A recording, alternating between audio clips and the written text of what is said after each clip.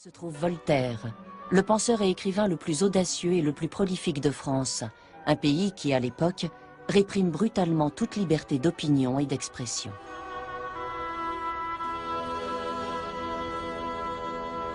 C'est aussi et surtout l'homme qui a inventé la figure de l'intellectuel, c'est-à-dire de l'écrivain engagé dans tous les combats de son temps pour défendre la veuve, l'orphelin et toutes les victimes des crimes et horreurs judiciaires perpétrés par des régimes autoritaires.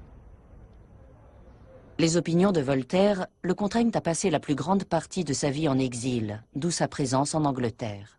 En France, et la recherche scientifique est strictement encadrée par une église catholique intolérante. Le plus grand combat de Voltaire, c'est incontestablement le combat pour la tolérance, et en particulier pour la tolérance religieuse. Et ce qu'il a trouvé en Angleterre, c'est un climat de tolérance religieuse. Et ce n'est là qu'une des libertés que Voltaire trouve en Angleterre. Depuis le Bill of Rights de 1689, la séparation des pouvoirs, exécutifs, législatifs et judiciaires, était consacrée en Angleterre. Les pouvoirs du roi sont limités par le Parlement, les juges et les fonctionnaires.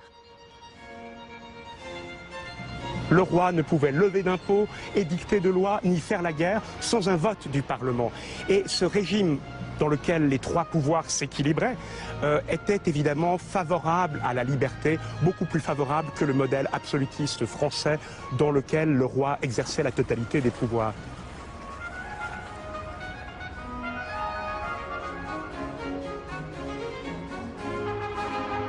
L'Angleterre offre également ce que Voltaire considère comme la liberté suprême.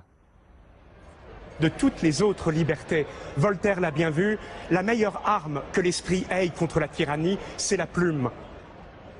En instaurant la liberté d'expression, on ouvre un espace public de débat contradictoire, un espace où la nation tout entière peut confronter ses idées, suggérer des réformes, proposer des améliorations du gouvernement.